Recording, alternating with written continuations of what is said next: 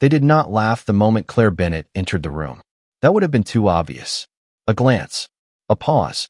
A quick measurement of her gray cardigan, her plain dark slacks, and the low-cost black sneakers that squeaked once against the marble before she deliberately slowed her steps. Then they looked away. 10 minutes later, some of those same people would sit in a silence so complete that even the cameras seemed afraid to move, trying to understand how the woman they had barely noticed had walked through a problem that had broken entire research teams. The grand finals of the National Mathematics Invitational had turned the Caldwell Institute into something closer to a championship arena than an academic hall. Bright lights spilled across polished floors. Broadcast cameras lined the lecture theater. Students from Harvard, Stanford, MIT, Princeton, and Columbia filled the front rows in tailored jackets, expensive watches, and the restless posture of young people raised to believe they were exceptional. Above the stage, enormous digital screens glowed with silver letters. Final round. The words looked like a verdict. Claire entered through the side door with an old leather notebook tucked beneath one arm. Its cracked spine had been repaired twice with clear tape. The corners were soft from use, and a thin strip of paper marked a page near the back. She was 38, though exhaustion made her look older in certain light. Her hair was tied back simply. She carried none of the performance of a contestant arriving for national recognition. To the room, she looked like someone who had taken a wrong hallway and was too polite to admit it. The security guard near the entrance checked her badge, then checked the tablet in his hand. "Staff entrance is downstairs," he said, not unkindly. Claire gave him a polite smile. "I'm a finalist." The guard blinked. His thumb moved across the list. When he found her name, he stepped aside with the stiff formality of someone correcting his body before his assumption. Claire continued forward. At contestant desk 17, she set her notebook down gently. Ethan Cole, seated 2 desks away, noticed the notebook before he noticed her face. At 24, Ethan was already famous online for solving advanced proofs on live streams with just enough impatience to make viewers feel grateful for being allowed to listen. His navy designer suit sat perfectly beneath the stage lights. He looked at Claire's worn notebook, then at the tablet in front of him, then back at the notebook. Olivia Hart saw it and lowered her eyes to her coffee cup. A faint smile touched the edge of the lid before disappearing. No one laughed loudly. That somehow made it worse. Claire opened the notebook.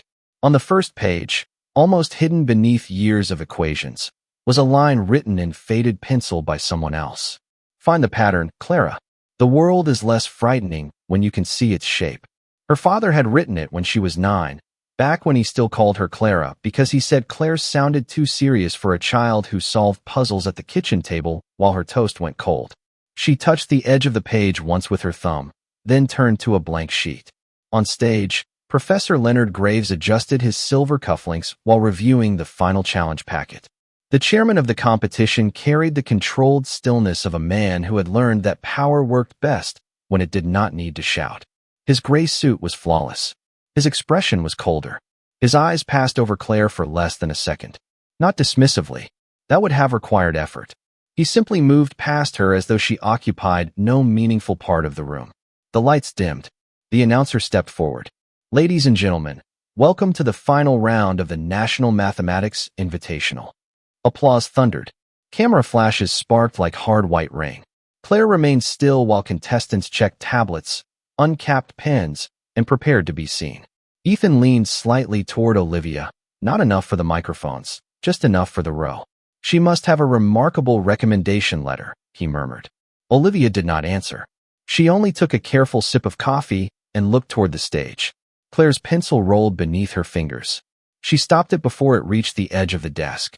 Her face did not change, but beneath the silence, beneath the polished indifference, beneath the lights and banners and easy assumptions, something in her had already begun to wake.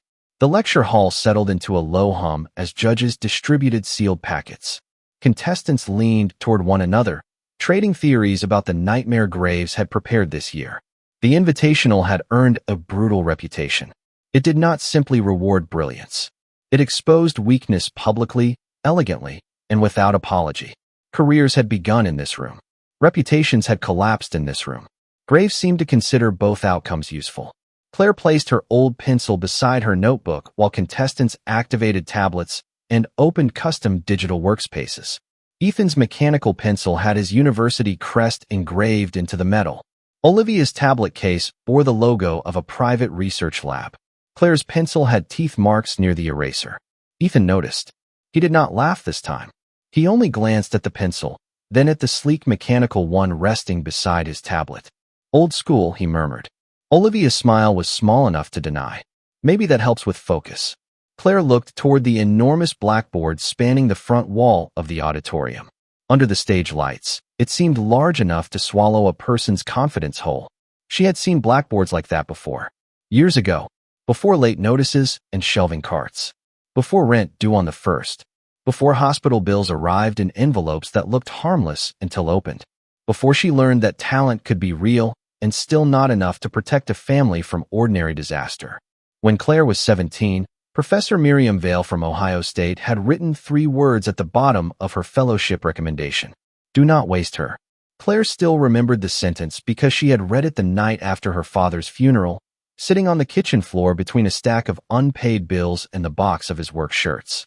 She remembered folding the letter, placing it inside the leather notebook, and telling herself she would return to it when the house stopped needing her. The house never stopped needing her. Contestants, Graves announced, his voice cutting through the room with practiced authority. Today is not about memorization. It is not about speed alone. It is about intellectual endurance under pressure. He walked slowly across the stage, polished shoes echoing against wood. Most of you are gifted. Some of you are exceptional. But only one mind in this room deserves to stand above the rest. Students sat straighter. Cameras shifted. Ethan folded his arms with a faint smile. Graves paused near Claire's row for half a second longer than necessary. And some people, he added, may discover that curiosity alone is not enough to sit among excellence. Several contestants lowered their eyes to hide smiles. Claire did not look at them. At the evaluators' table sat 3 former champions and 2 senior mathematicians. Among them was Dr. Nathaniel Reeves, a renowned theoretical mathematician from Chicago whose research had reshaped modern cryptography. Unlike the others, Reeves had not laughed once since Claire entered the hall. He had noticed the notebook, not because it looked old, but because of the way she handled it. Not like a prop, not like nostalgia, like a working instrument worn down by use. He also noticed Graves watching her. There was something in Graves' expression sharper than ordinary condescension. Defensive. Graves lifted one hand toward the projection screen behind him. This year's final challenge, he said, was designed from a theoretical framework abandoned by 3 separate institutions. The screen flickered to life. A monstrous chain of symbols appeared across the display. The reaction was immediate. A Stanford finalist breathed. No way. Olivia's hand froze around her coffee cup. Even Ethan's smile weakened. Graves allowed the tension to bloom before continuing.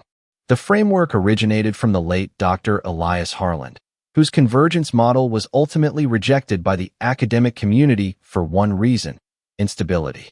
For 15 years, no one has solved the defect. Reeves looked sharply toward Graves. Most people heard drama. Reeves heard history reopening. Years earlier, Leonard Graves had been one of Harland's loudest critics.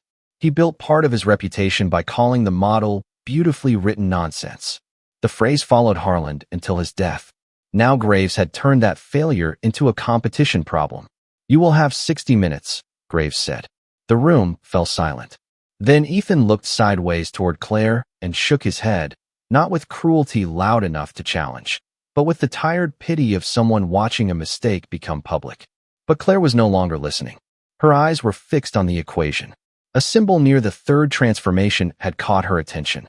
Not because it was difficult, because it was familiar. Her thumb moved to the inside cover of her notebook, where a folded, yellowing photocopy had been tucked for 13 years. Harland, E. Notes toward a conditional convergence correction. She had found it during a winter night shift in the basement archive of a university library, back when she was working 2 jobs and taking free access to old journals as the closest thing she had to graduate school. The paper had never been formally published. Someone had stamped it as incomplete. Claire had read it until sunrise, and she had never believed it was nonsense. The digital clock began counting down from 60 minutes. Contestants attacked the equation immediately. Markers squeaked. Tablet pens tapped. Pages turned. Breath tightened. Within minutes, everyone understood the same ugly truth. The problem was not merely hard. It was built to punish the obvious approach. Ethan moved aggressively through the first sequence transformation, writing fast enough to perform confidence for the cameras. Olivia erased the same line 3 times in less than a minute. Another finalist reached a contradiction, stared at it, and mouthed a curse without sound. Claire sat completely still. She had not written a number. From the balcony, whispers began spreading. Is she frozen? She probably doesn't know where to start. Graves noticed. The faintest smile touched the corner of his mouth as he walked between the rows like a man inspecting damage before the storm had fully arrived. When he reached Claire's desk, he stopped beside her notebook. It remained blank, except for a tiny cluster of symbols in the corner. "Miss Bennett," he said, calm enough for the microphone to catch every syllable. "This competition allows withdrawals if contestants feel overwhelmed." Ethan lifted his eyes. Claire looked up at Graves. Her expression remained polite. "Thank you, Professor. I am not overwhelmed." Graves studied her for a moment. Confidence can become dangerous when unsupported by preparation. He moved on before she could answer. Quiet laughter followed him. Claire lowered her eyes to the page. Numbers, patterns, structures. She had lived with them longer than she had lived with most people. As a child in rural Ohio, she filled spiral notebooks with puzzles while other children played outside. At 16, she completed college-level proofs alone at the kitchen table. Professors had once called her extraordinary. Then her father's heart failed while repairing a delivery truck on a Tuesday morning, and mathematics stopped being a future. It became something she carried privately through survival. She shelved books, repaired library printers with tape and patience, helped children find dinosaur books, and copied equations after closing beside cold coffee and overdue notices. The world forgot to ask what she had once been. But mathematics never left. It hid in ordinary things. The rhythm of rain on window glass. The repeating gaps between streetlights on the walk home. The inventory codes stamped on returned textbooks. The branching patterns in a child's cracked crayon drawing of a tree. To Claire, mathematics was not applause. It was language. It was shelter. It was home. The timer dropped below 45 minutes. Contestants were already beginning to fracture. One finalist requested extra paper with trembling hands. Another leaned back, rubbing both temples. Ethan stopped midline, stared at his work, and pressed the eraser so hard the paper tore. The silver mechanical pencil in his hand clicked sharply as he drove the lead forward. He pressed again. The point snapped. A black crumb of graphite scattered across his page. He clicked once more, too fast, too hard, and the new point broke before it had written a full symbol. The sound began to stand out. Click. Snap. Claire finally picked up her wooden pencil. She wrote one line, then another. The teeth marks near the eraser rested against her palm. The point had already dulled, and as she wrote, the line thickened. She did not stop to sharpen it. She changed the angle of her wrist, softened the pressure, and let the wood obey the work. It was patience learned far from auditoriums like this one, helping a 7-year-old sound out the same sentence 3 times.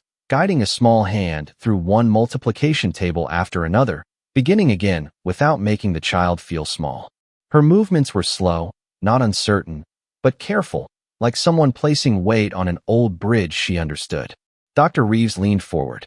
The symbols appearing on Claire's page did not follow the standard assault. She was not trying to force the equation toward stability. She was stepping backward through its assumptions. Everyone was trying to solve the equation. Claire was asking why the equation had been written that way in the first place. Reeves's eyes narrowed. He had seen that angle only once before, in Harlan's abandoned notes. But Claire was not copying Harlan. She was correcting him. 37 minutes remained when the first contestant gave up. The young man from Princeton dropped his marker onto the desk and stared at the projection screen as if the symbols had betrayed him personally. Around him, similar cracks opened. Olivia had covered 3 pages with calculations only to trap herself inside the same loop everyone else seemed unable to escape. Ethan kept working, but his confidence had begun to move in small, visible ways.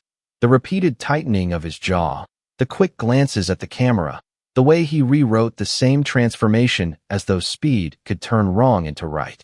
Graves walked the aisle slowly. To him, failure had always been part of the spectacle. The Invitational was never designed to comfort brilliant minds. It was designed to identify them by eliminating everyone else. Claire continued writing. Her notebook now carried layered equations that moved in a direction no other page in the room resembled. She was not attacking the central expression. She was dismantling the foundation beneath it. Reeves leaned closer to the evaluation monitor, showing a magnified view of Contestant 17's page. At first, he thought he had misread the structure. Then his hand stopped moving. "No," he whispered. The evaluator beside him frowned. "What?" Reeves did not answer immediately. His attention stayed on Claire's notebook. Years ago, Elias Harlan had proposed that certain unstable systems failed because of a hidden asymmetry in the opening condition, not because of their final state. Most mathematicians dismissed it. Graves dismissed it most aggressively of all. But Claire had found the asymmetry, and she had found the missing constraint that made it usable. She saw it, Reeves said. Across the room, Ethan looked up after catching the tone of Reeves's voice. His eyes shifted toward Claire, not with mockery now, but with confusion. Her pencil moved steadily. Olivia followed his gaze. "Wait," she whispered. "Why is she already on the final transformation?" Ethan did not answer. For the first time, he checked Claire's page before his own. Graves approached her desk again, expecting perhaps a strange but ultimately doomed attempt. Instead, he stopped so abruptly that the contestant behind Claire looked up. His eyes moved across her equations, then back to the beginning, then to the folded photocopy partly visible beneath her notebook cover. "Where did you learn this method?" Graves asked. Claire kept writing. "I read one of Dr. Harlan's unpublished papers 13 years ago." Graves blinked once. "That research was never formally released." Claire looked up. "No," she said, "but it was still beautiful." Something moved in Graves' face before he locked it away. For years, he had told students that Harlan's work was proof that elegance could seduce weak minds into error. He had used it in lectures. He had built entire warnings around it. He had made himself the man who saw through Harlan's mistake. Now a woman in worn sneakers was using that same discarded work to dismantle the hardest problem he had ever placed on a national stage. Graves adjusted his cufflinks once. Then again. They were already perfectly straight. 26 minutes remained. The clock above the stage glowed like a wound. Contestants who had entered carrying prestige were beginning to unravel. Papers crumpled. Markers ran dry. One student asked to restart after finding an error buried deep in his calculations. Another sat still, waiting for mercy from symbols that had none to give. Claire kept writing. Dr. Reeves could barely take his eyes off the monitor. He knew what he was watching now, and the knowledge unsettled him. Claire was not merely solving an advanced competition problem.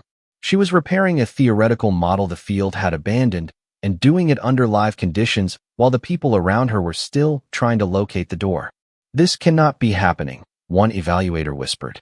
Reeves looked at Claire's latest line. "It already is." Ethan erased another section violently, then stopped. A small curl of torn paper clung to the eraser. He brushed it away and tried to return to the line. His mechanical pencil clicked. The lead broke again.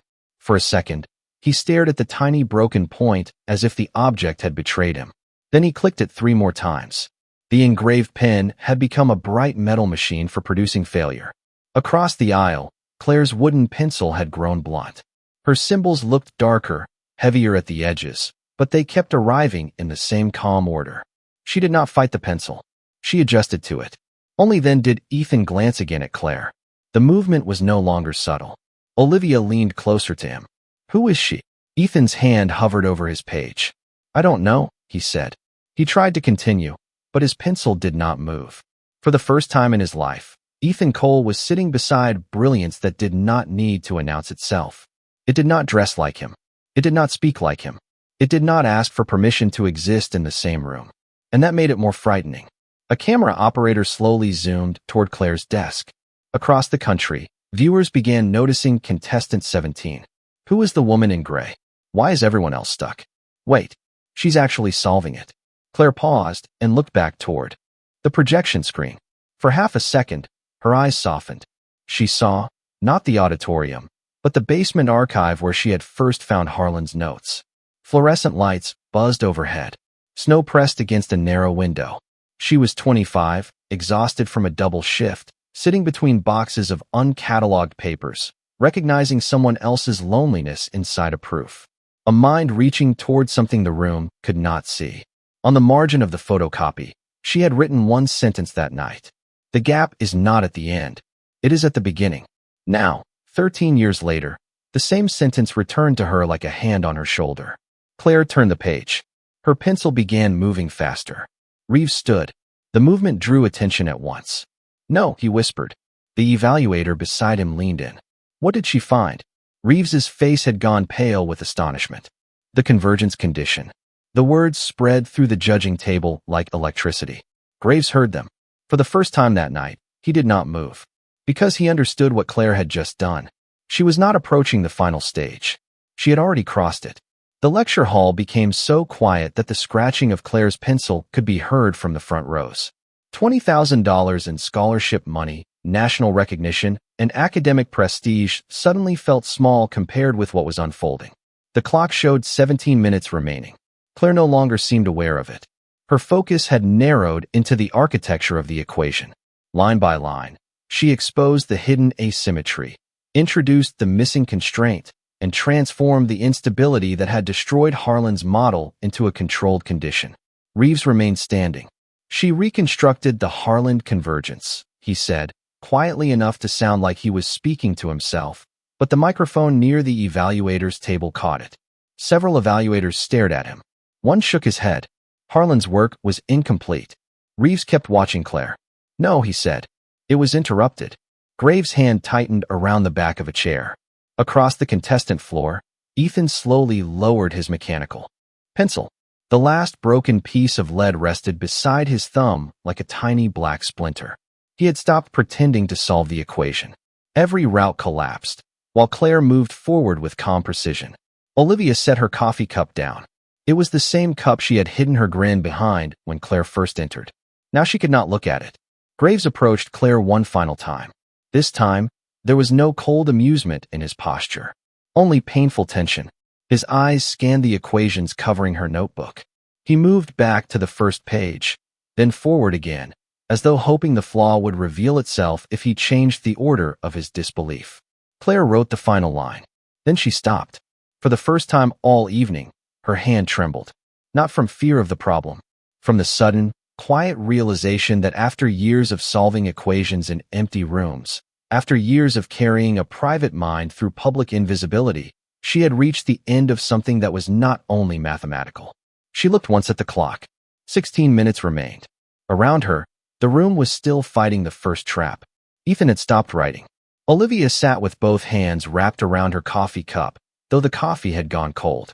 Professor Graves stood near Claire's desk with his eyes fixed on the final line, searching for a flaw by sheer force of refusal.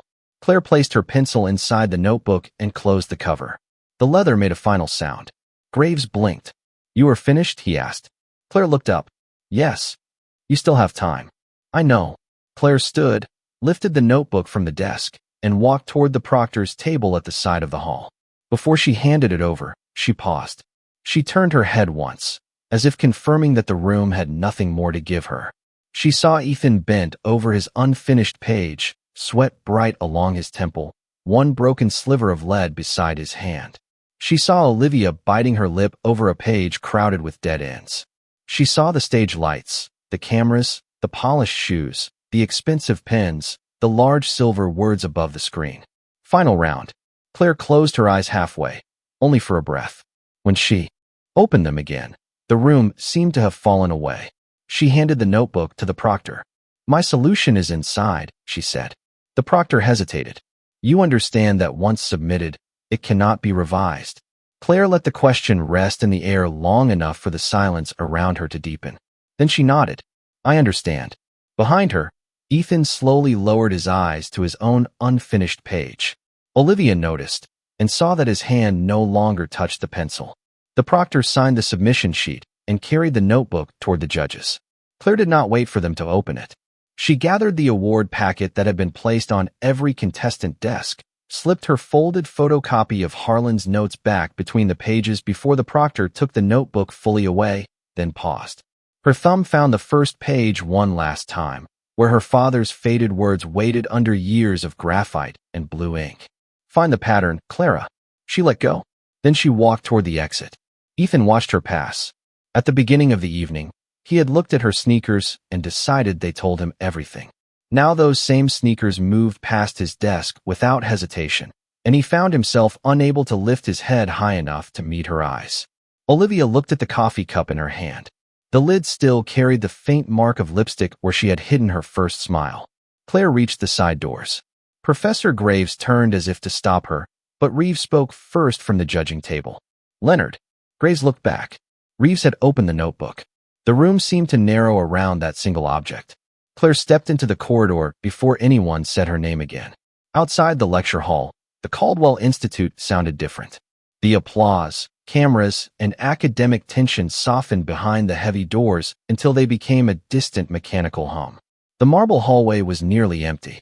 A young volunteer carrying a clipboard hurried past Claire without recognizing her.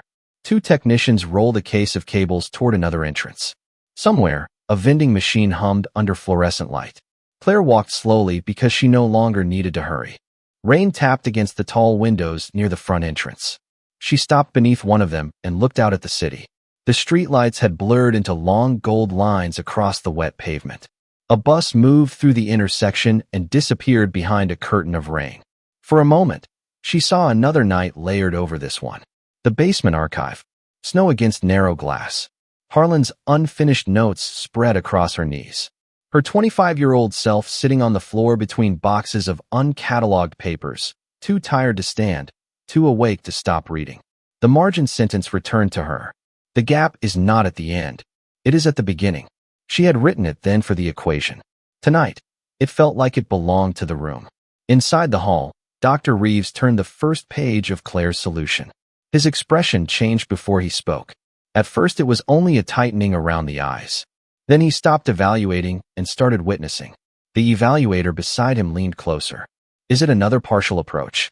Reeves did not answer. He moved to the second page, then the third. His hand slowed at the hidden asymmetry. He followed Claire's constraint, checked it against the next transformation, then returned to the first line as if the whole structure had rearranged itself. Graves stood across from him. For once, he did not interrupt.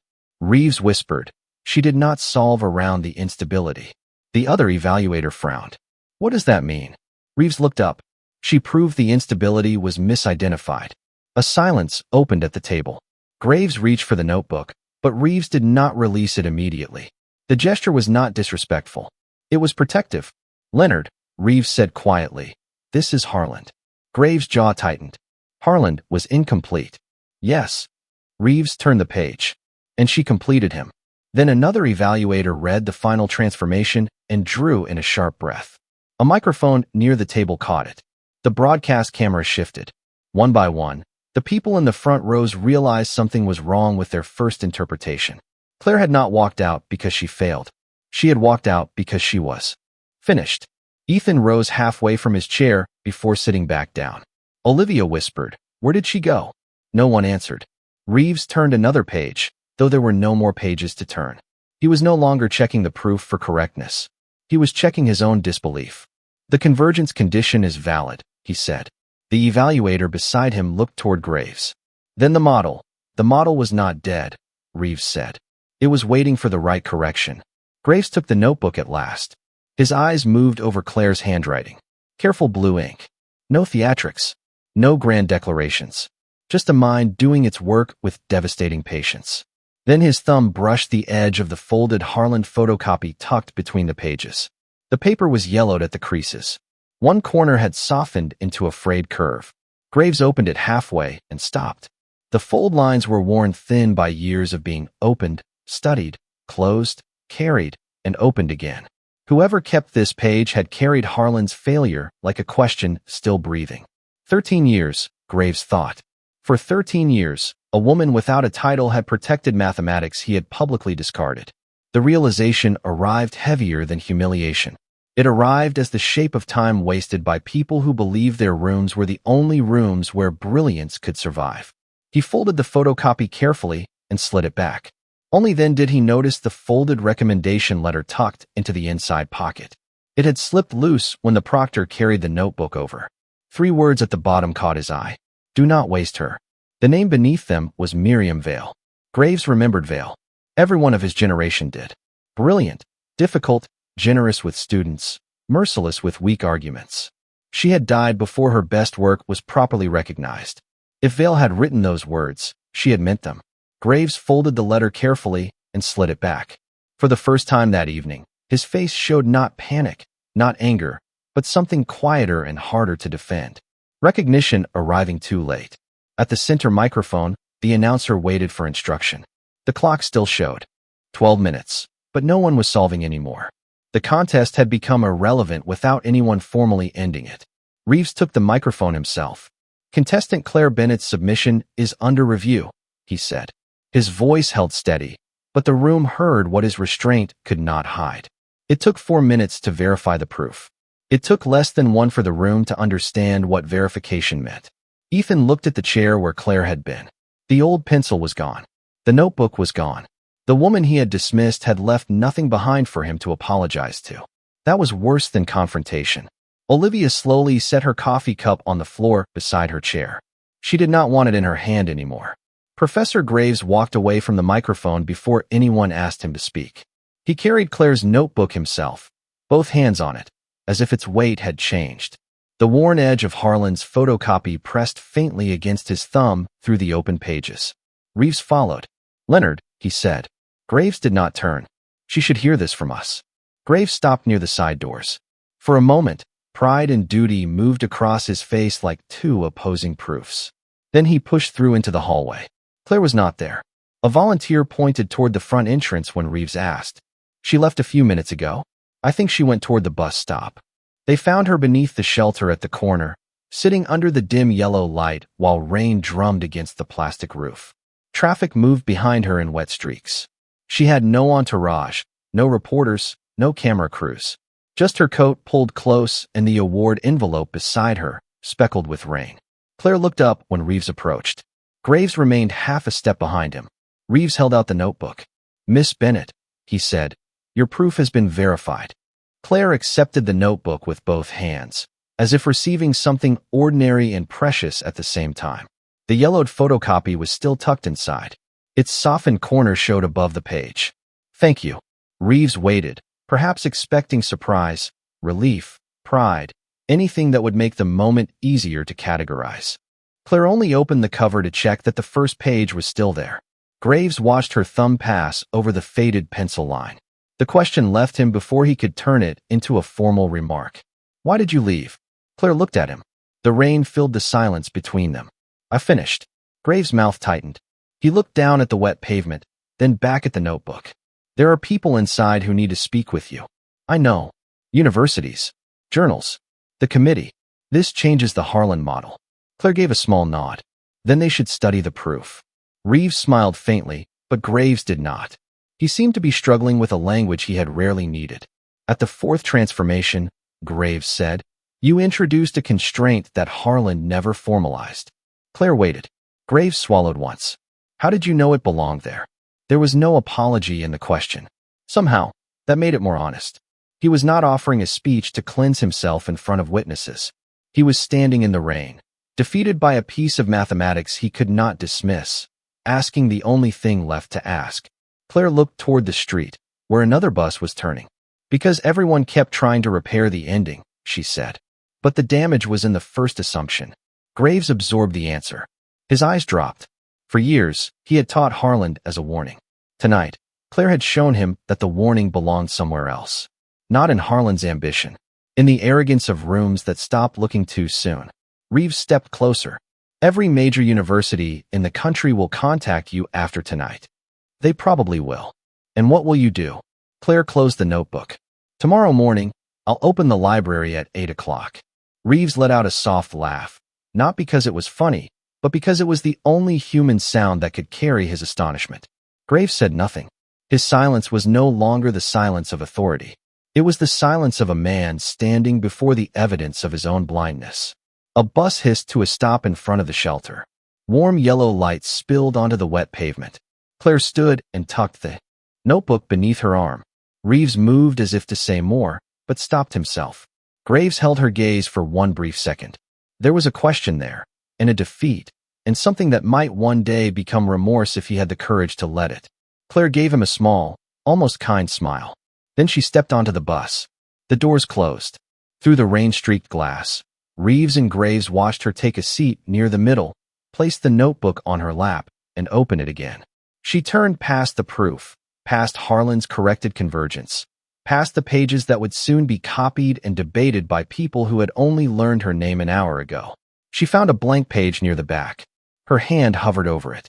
This time, it did not tremble. Claire wrote one new line at the top. The gap is not always in the theorem. Sometimes it is in the room. The bus pulled away from the curb, its red lights dissolving into the rain. Behind her, the Caldwell Institute still blazed with cameras and astonishment. Elite minds would analyze the proof, argue over the framework, and debate what her discovery meant for institutions that had failed to notice her. But Claire Bennett did not need the room to keep looking. Long after recognition faded, she would still have the work.